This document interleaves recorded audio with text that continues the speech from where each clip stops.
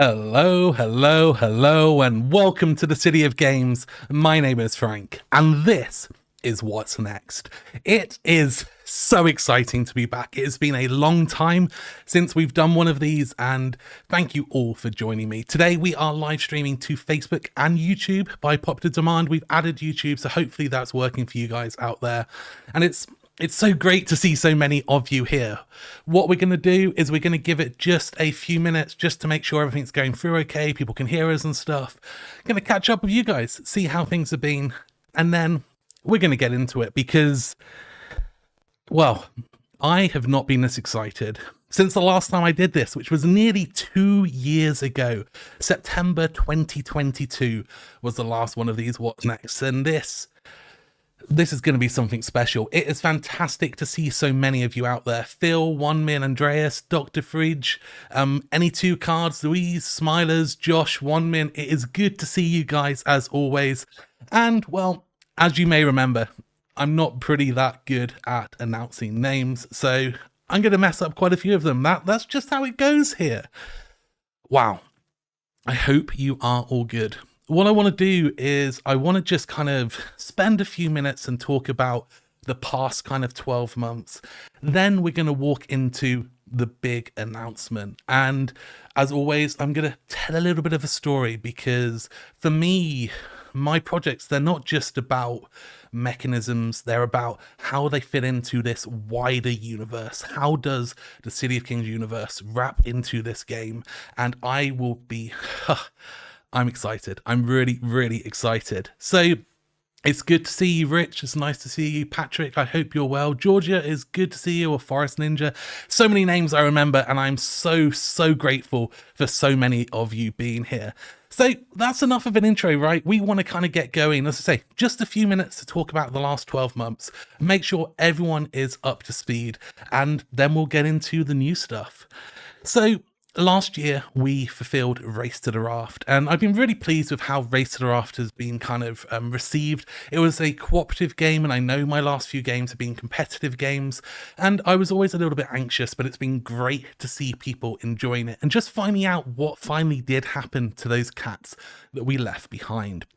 Then later into last year, we moved into the City of Kings Refreshed, and this was really important to me because the City of Kings obviously was the first game which I released, and as the years have kind of gone by, my audience and you guys out there, you've all kind of you've changed. You know, there's different people playing my games now to who started, and there's a few originals out there, but there's a much broader group of people, and I wanted to make sure that the City of Kings remained kind of current and more approachable. So I released the refreshed edition of the City of Kings late last year, which just reduced the difficulty a little bit, simplified a few things, and brought it back into kind of line with the rest of my games.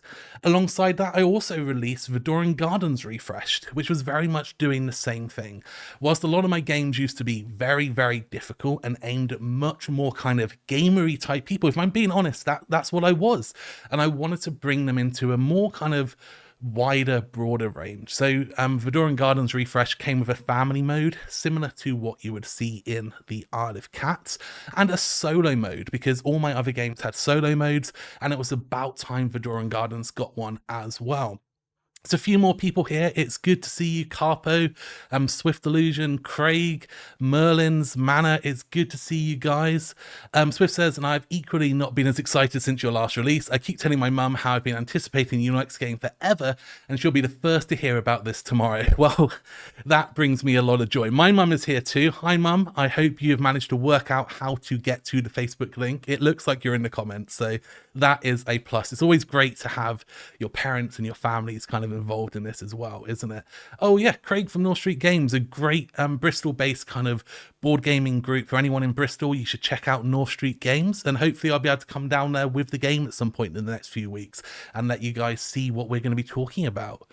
It's great. Hopefully you're also all enjoying the new studio around me. This is kind of a new setup. This is the first time I've used it, and why not test something new on a pretty important stream? So as I say, Fedoran Gardens Refresh, the City of Kings Refresh, both came out, bringing them kind of more in line with what you might expect from some of my other games. And alongside that, we also released the Treasure Pack expansion for the Isle of Cats, which was a small expansion for the Isle of Cats that kind of repositioned the rare treasures to some degree. And then also I bought out the Boat Pack expansion for Explore and Draw. So everything got a bit of a makeover, a little bit of an upgrade in preparation for new stuff. And this is really what today's about. I wanted to make sure that 2023 everything was brought up to standard. So in 2024 and beyond, we can start pushing that standard even further. And I want to get into it, but there's so many people saying hello everyone. Hi Sarah, it's good to see you, my loving other partner, and much help in making these games. Dr. Fridge says, I love how Frank is always available to talk to fans of his games, plus he makes great games. Well, no pressure, thank you. And Josh says, loves your commitment. So, you know, this is an important thing for me, because my games, you know, this is why I do these things so rarely, because each game, each announcement, each expansion, each accessory is something that I put a lot of time into it. And the thing that I'm going to talk about today, we're going to talk about it in more detail kind of in the coming weeks, but this has got such a story that's been going on for years, and I really can't wait to share some of that background as well, just to really help you understand how important this is to me. One man says, shout out to the mums of the world. I couldn't agree. Lots of people welcoming my mum. We've got people from Las Vegas. I know we've got a few people from Bristol, people from all around the world, South California. Richard Simpson says, dogs are still better. Well, I would disagree. So I am going to be honest. This is a really important kind of honest statement. When I begin the announcement in a minute, I'm not going to be reading chat or answering questions. I know I always enjoy kind of responding to everyone and answering everyone, but I don't want to interrupt that announcement. And it's going to go on for a few minutes. So obviously you're welcome to make comments. I don't know how well the history system's going to work in the thing that I'm using at the moment. So there's a chance that I might miss a few of them, but obviously you're welcome to kind of ask questions and say things again after the announcement. I think maybe we're ready to get started. If everyone is ready to get started, I think maybe I'll just give you a few more seconds, and I can see there's plenty of people who are saying where they're from. Chicago, Scotland. There's lots and lots of people from all around the world. So, hi Nikki, it's good to see you. I don't think I said hi yet, so it is good to see you as well. Wonderful person, met a few times. So I want to tell a story, and this is going to be a little bit different to how some of this goes normally, because I don't want to dive straight into the story of the announcement. I want to kind of talk about a bigger story, and it's going to transition a little bit, so you'll have to bear with me. But this is important because everything I do, as many of you are aware, is set within the City of Kings universe. And I want to really kind of like help make sure we're linking some of this up and help those who are keen to know more understand just a little bit more about how things are connected and some of the stuff that's been going on. So I think one more glass of water. Well, not a glass of water, a mouthful of water, and then we'll begin. I think everyone's here. I think everyone's ready. Apart from maybe me. It's been a while. I'm anticipating this a great deal. So, a long time ago, someone said that everybody dies twice. The first time is when you take your last breath. And the second time is when your name is spoken for the very last time. So today I want to tell you a story. I want to tell you a story about a people so that their names are never forgotten. You see, our world is filled with great heroes. We have the mighty Calamus Earthshaker, the first to rise, defender of the City of Kings, a giant amongst men. We also have monsters, villains, those crazy creatures, such as Lord Vesh himself, the evil Dark Hand who set upon a mission to destroy the world. Lord Vesh captured Earthshaker and extracted its essence, which he injected into his hand. This is what gave him the powers and allowed him to start building the armies that he unleashed upon the world. As they left the Kluish depths, they marched across the land, destroying everything that got in their way. Cities were pulled down, forests destroyed, lakes were dried out. But over time, Lord Vesh's armies, their supplies started to dwindle, so they set on a great mission. They built boats and they travelled across the ocean to the Isle of Cats, and there they dug out the mines. They cut down the trees and they built new tools. They resupplied where they returned to the mainland, and there their journey continued. They moved south and they moved through forests, burning, destroying anything that stood in their way. Anyone who tried to defend just didn't have a chance.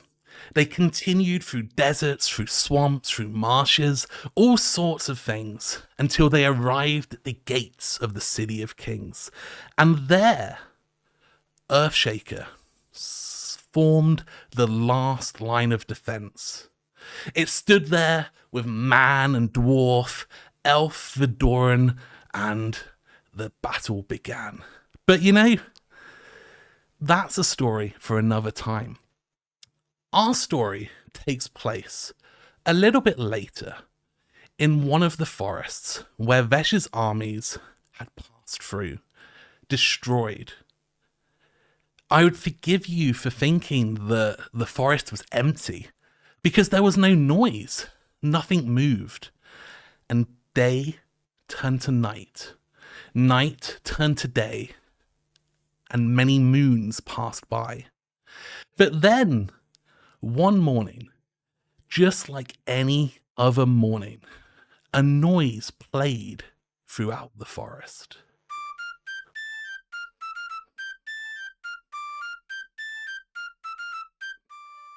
The ground started to move. The forest came to life. As the trees started to heal, small creatures started to emerge.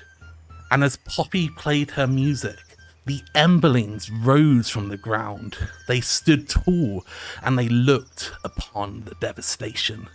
They had lied in hiding for a long, long time, and Vesh's armies were long gone. Because they are small creatures. They have no chance of fighting in wars. But the one thing the Emblings do know is that if they work together, they can achieve anything.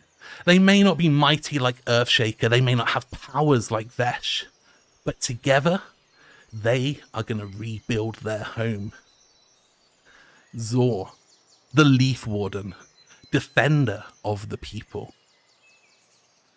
Sprig, a simple, local little builder, and just, not capable of much, but he can build a pretty good wall.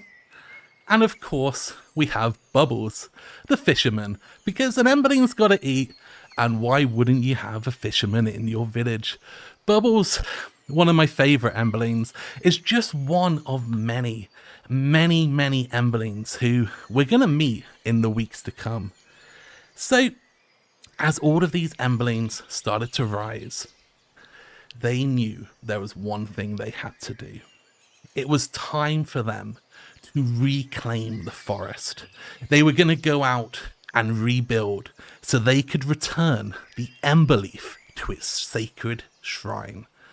I am so excited to announce to you my brand new game, Emberleaf, a 1-5 player, hard dancing and tile placement board game that is going to be launching on Kickstarter on September 17th.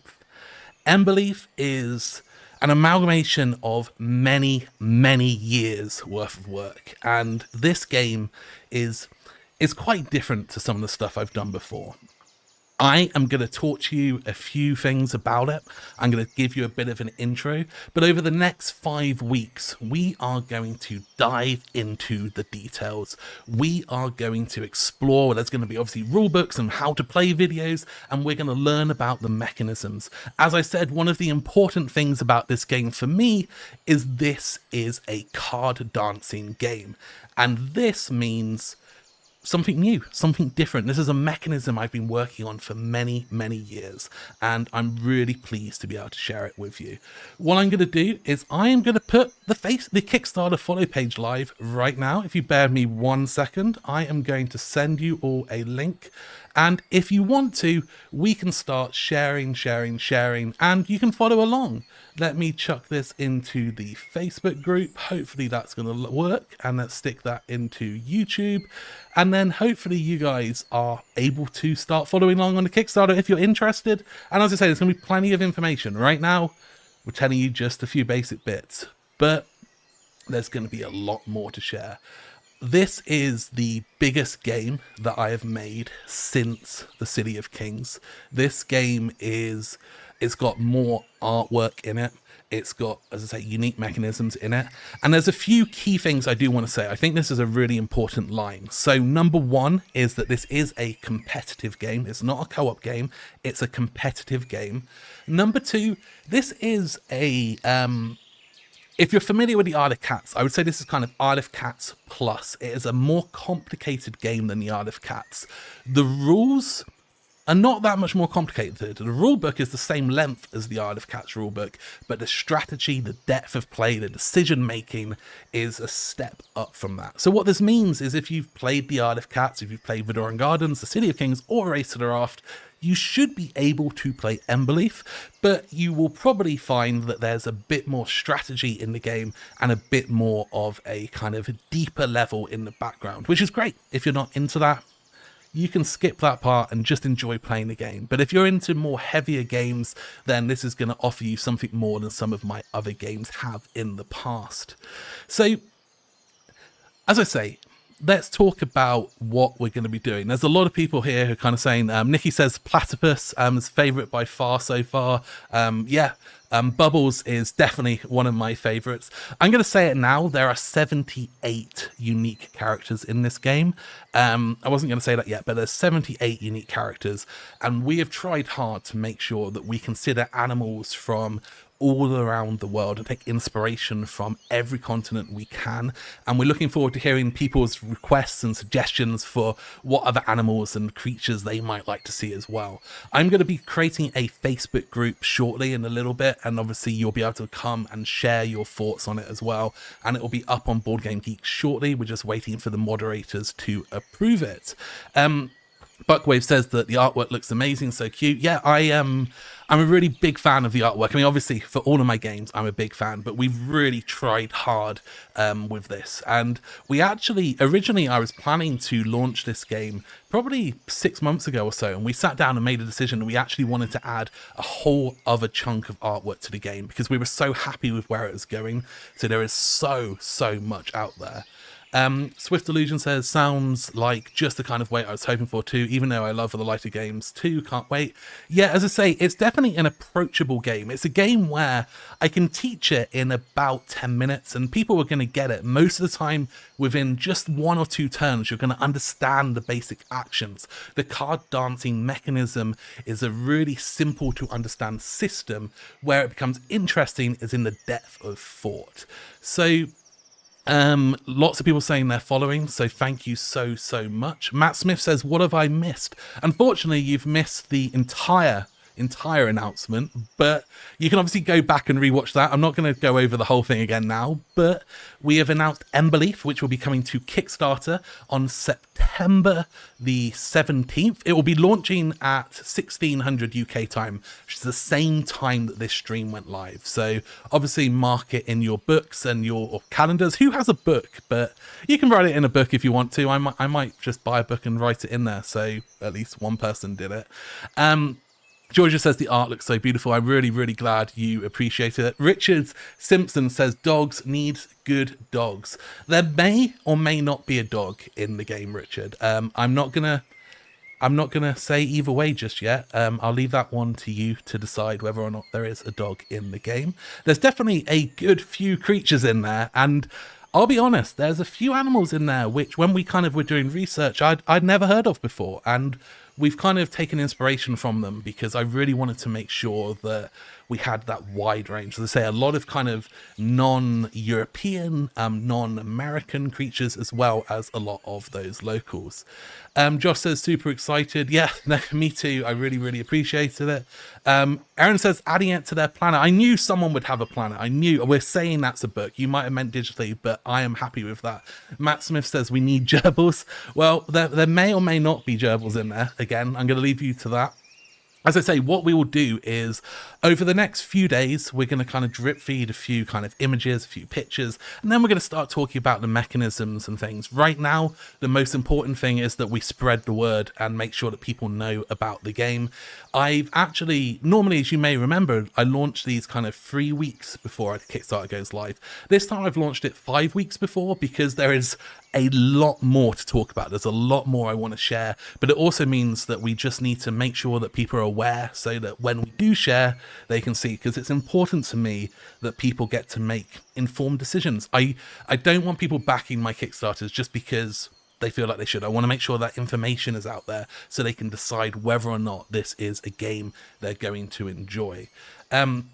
Josh says that the release is just a couple of days before my birthday. Thanks for the kickoff present. It is my pleasure. I'm looking forward to September a great deal. So I will try to remember it's your birthday. Christian says, follow the Cats is my daughter's favorite game, and this game looks great. You've earned a lot of points with us. Best of luck. I appreciate that so much, Christian. I really do. I'm glad that they've been enjoying the game, and hopefully they'll get a chance to enjoy this one as well. Georgia says there's a dog in IOC Beast expansion. Well, you know, I mean, if Richard, who seemed very insistent to be asking about dogs, checked out the Kittens and Beasts expansion, then maybe they would have seen it. Nikki says, I've been waiting for a new COG game since the last came out. I can't wait. I hope we have some more Kickstarter creative challenges too. I love those. Yeah, I'm definitely going to be doing some stuff. And one of the things that I do want to do, even before we launch, as I say, later today, the Facebook group's going to go live. And I really want people to tell me about the animals and the creatures they would love to see in the game. Now, the only rules about this is it has to be an animal where you would imagine that they could live in a forest. They might live in kind of the water areas. They might live in kind of the grasslands or on the sandy kind of areas within that forest, but they have to be a creature that would make sense within that. They also need to be a creature that is not much bigger than, say, a kind of like a lion or a tiger. That's kind of like the upper size. We've got a lot of smaller creatures like Poppy in the game, so I want to make sure that we're keeping within that kind of scale. So we'll be asking people to make some suggestions as well. Aaron says it's a real life book. I can't wait. I love the art and idea. So excited. I am glad it's a real book, and I'm excited. I am really glad that you guys have been enjoying this as well. Will you be at Spill with a prototype? Dick says. Currently, I'm not planning to. So for me, because the Kickstarter will be live whilst Spill is happening, I don't intend to go there. This is because whilst my Kickstarters are live, I want to dedicate myself 24 hours a day. Well, 16 to 18 hours a day to the Kickstarter page to be able to answer questions, to help people, respond to emails, create any kind of extra videos or things people might need. And I feel like taking a week to travel to another country and be at another show just isn't something that I want to do, because it just takes away from the important part, which is making sure that your questions are answered. And what I will do instead is probably some live streams where we'll play the games together, allow people to come and see the game, and so on. So My Games, it's good to see you. Thank you so much for joining. Says the box looks great. 78 characters is amazing. I'm fascinated by card dancing. Looking forward to learning more. I'm going to kind of go into card dancing a little bit in the future, but well, a lot in the future. But for me, This is a mechanism which I started designing nearly 5 years ago, and I've actually made 7 different games using this system. But the most important thing for me was I needed the launch game to kind of release it to the world, because I feel so passionate about how the system works.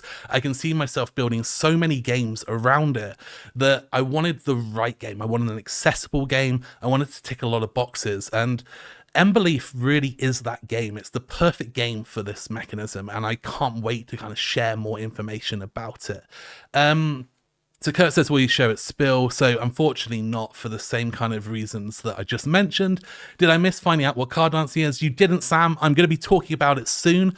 I don't want to go too much into the deep mechanisms today, because A, I kind of want to know what people think card dancing is, and B, because it really deserves kind of a dedicated session where I can show you the components and how those mechanisms kind of pull together, and I want to be able to kind of bring some of that stuff out first. Noel the mole that lives in a hole. We might have a mole. We may have a mole. What about a lightning bug? That's definitely a good idea. We've hesitated on kind of having too many like insects, but there's a few kind of inspirations from it. Josh says 16 to 18 hours view. Yeah, for me, I dedicate myself to my campaigns, because when I launch a game, I'm asking people to support me. I'm asking them to say, I want to give you some money because I believe in this and I think it is good, and I want to make sure that I do everything I can to make sure that they're kind of getting what they deserve for that.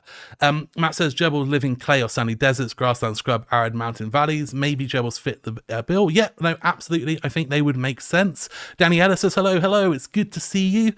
Swift Illusion says can't wait to see the game in action with videos from you. One of the many things I've appreciated. Yes, one of the reasons I've been building this new setup is so that I can do far better videos than I've done before.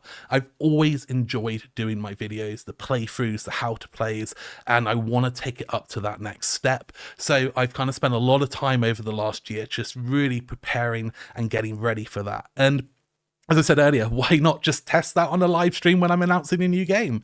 But so far, so good. Per says, take a peek at Eastern Emerald Leisure. Might give you an opportunity for some new mechanics. Cool, that sounds good. I mean, Emberleaf is pretty much already kind of signed out, but I will take a look if I can. If you haven't participated in a Kickstarter by Frank, WSH says, just know it is one of the best experiences I've had across 15 years of pledging. Phenomenal customer service, superb communication, but awful at pronunciation. I added that last bit. I really wish I could read long words. I don't know why I've never been able to do it, but I really appreciate the kind words. I really do. As I say, I put a lot of effort into making sure these experiences go well, and I'm really glad that that's kind of like being appreciated and kind of observed by others. Delivering frequently before estimated timeframes as well, and definitely gonna try and do that this time. But as I say, this is a bigger game.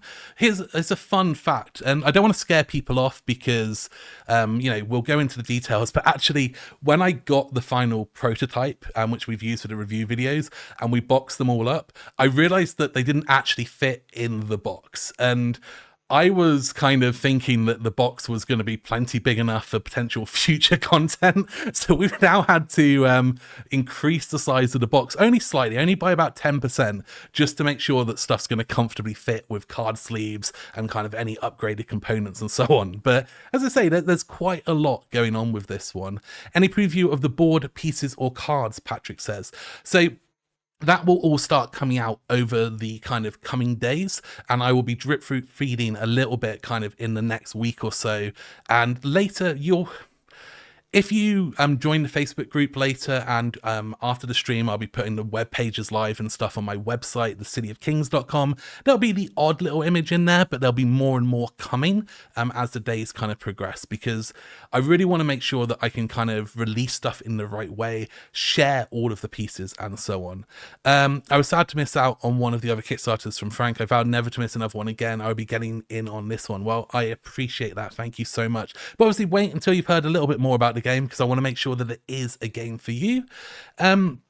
What's the goal time for delivery to backers?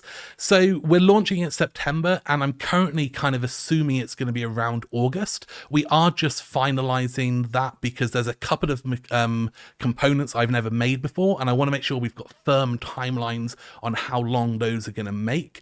There's a spoiler in itself, components I've never made before. You can try and have a guess what that might mean, but I want to make sure that we've got enough time in there for that. Maybe some chipmunks. Matt says, yeah, I'm a big fan of chipmunks. Josh agrees with the comments about the Kickstarter pages. Squirrels, you can never go wrong with squirrels. Well, you're going to be happy. You are going to be happy if you like squirrels. And how about birds? We have got plenty of birds as well. I actually felt like it was really important to make sure we had birds because I feel like they're underrepresented in a lot of games. I know we obviously have Wingspan, which perhaps represents birds enough for all games, but I wanted to make sure we did have a few in our world as well. Nikki says, I've never seen someone run a campaign as well as you, so I know it will be fun and an amazing experience no matter what. Well, Nikki, I do appreciate that. I know I'm reading through these quite quickly, but there's a couple of reasons for that. One of them is because I want to make sure we get through everything. And the second one is I've learned with my new setup that I can only see 8 messages at a time and then they disappear. So I have to keep on top of them because apparently this doesn't have a scroll function. So I will have to work that one out for next time. And I do apologize if I have missed any comments. Hopefully Emberleaf will fit within a standard Calyx shelf. Absolutely. That is an absolute must to me that it will fit in a Calyx shelf. And I'm trying to standardize my boxes as much as possible. So the width and height will be the same as the Isle of Cats, that kind of 30 by 30 centimeters, but it'll be the thickness or the depth of the box, which will change slightly to accommodate that kind of extra stuff I said about. Patrick says they're impatient. No, I completely understand. Honestly, I nearly did this live stream 4 weeks ago just because I wanted to, but I didn't want to release it too early. But I've been so desperate for so long. I am so pumped about this. It's been a long time, and this game, there's so much. And these Emblings, the stories behind them are... This is a game kind of about hope. There's about these little creatures who have had a really hard time and they learn that working together, they can achieve stuff. And you're going to be kind of crafting a fellowship. So you're going to have your own fellowship of these heroes that are going to work together. And what I really love about the game is as you get more heroes, not only do those heroes allow you to do more stuff, but they empower your other heroes. So every hero you get helps make your existing heroes more powerful. So this isn't a game where you get stuff and you kind of lose the older stuff. This is the game where everything you get makes everything else better, and it's really nice to see kind of how that fellowship system kind of works.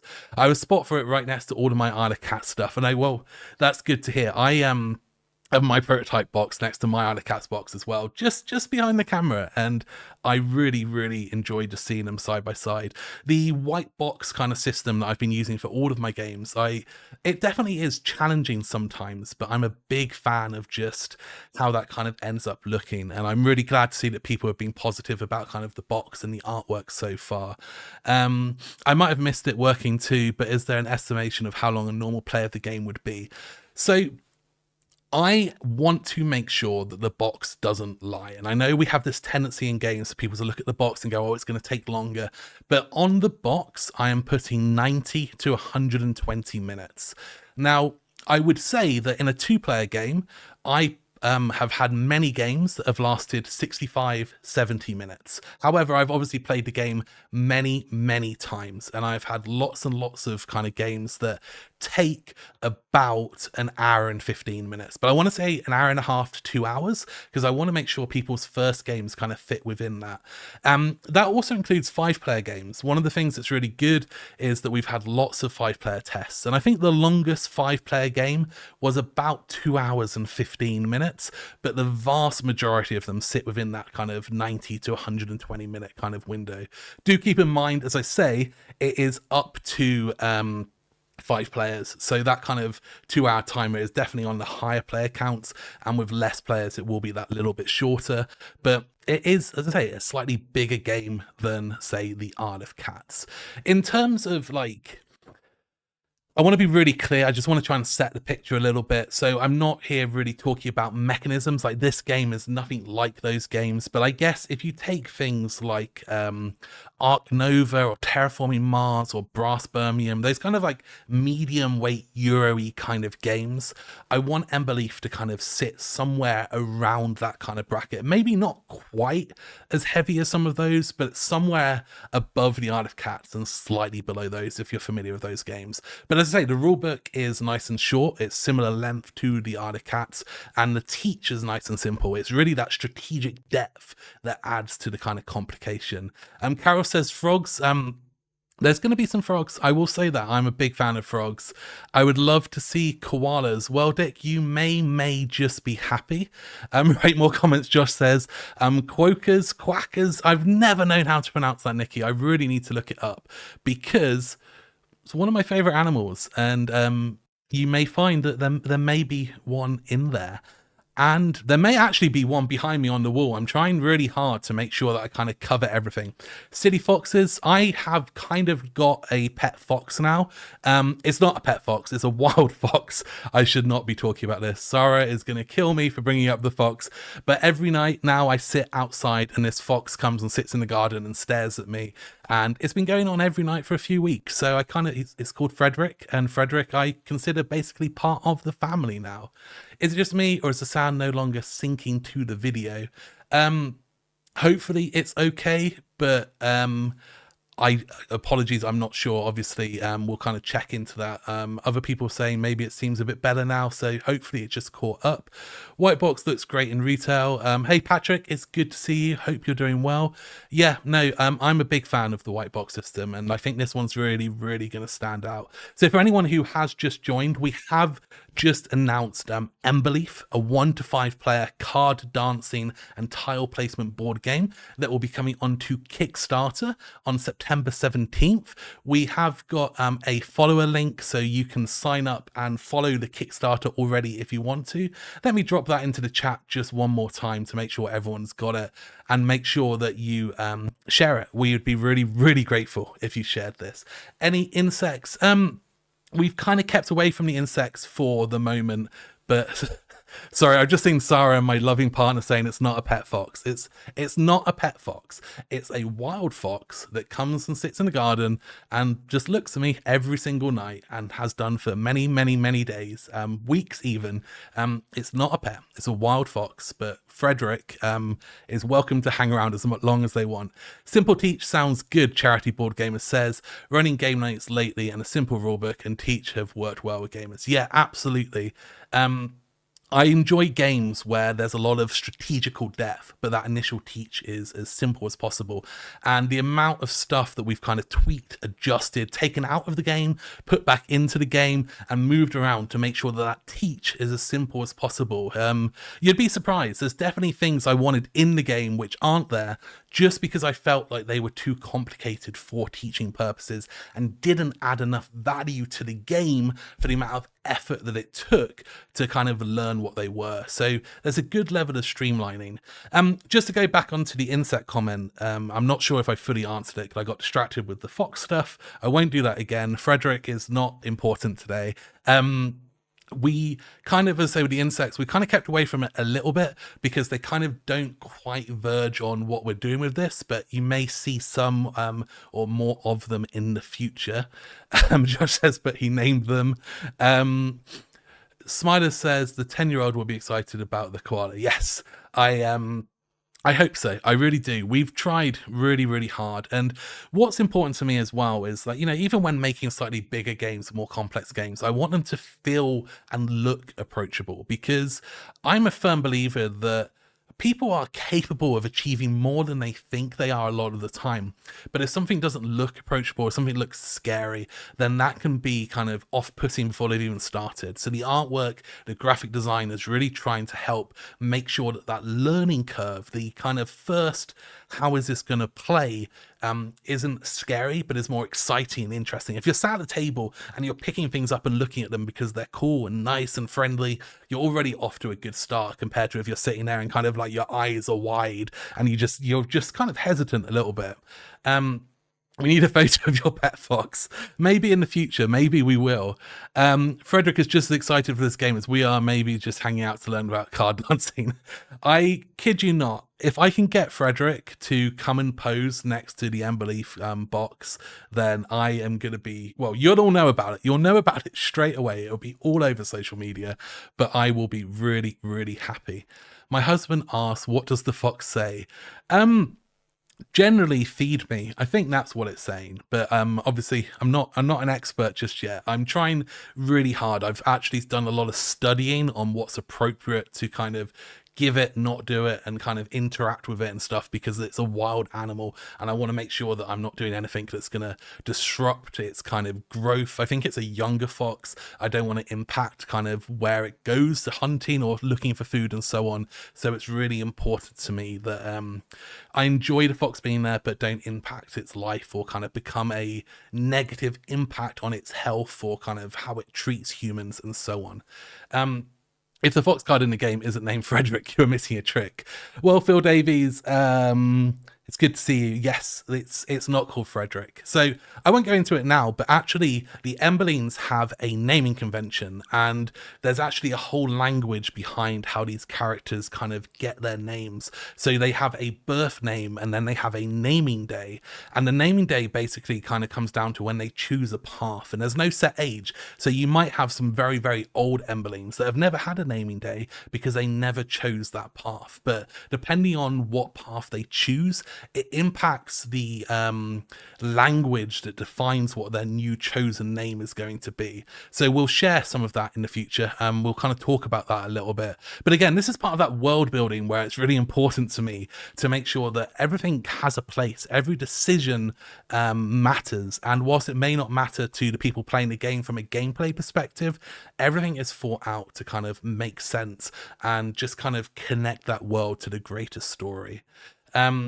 Frederick is clearly in Emberleaf now. It's not going to happen. It's not going to happen. Really appreciate that streamlining. Swift Illusion says one of the things that always has me avoiding some games is mechanisms that feel like they give little value for the complexity to understand and play correctly. Absolutely. I design games and give things a score. I kind of say, right, this component is adding this much fun, this much strategy, this much interest, and this much rule overhead. And I kind of weight stuff. And of course, sometimes things do need to be in there for specific reasons, but everything, every single thing. And a good friend of mine, James, who I'll talk about a bit more later on, will tell you the amount of times where he's been over and I've just picked up a piece of cardboard and looked at him and just said, I don't think we can justify this. And we've had 4-hour debates about whether that one token deserves to be in the game or not. And it's been a real fascinating experience.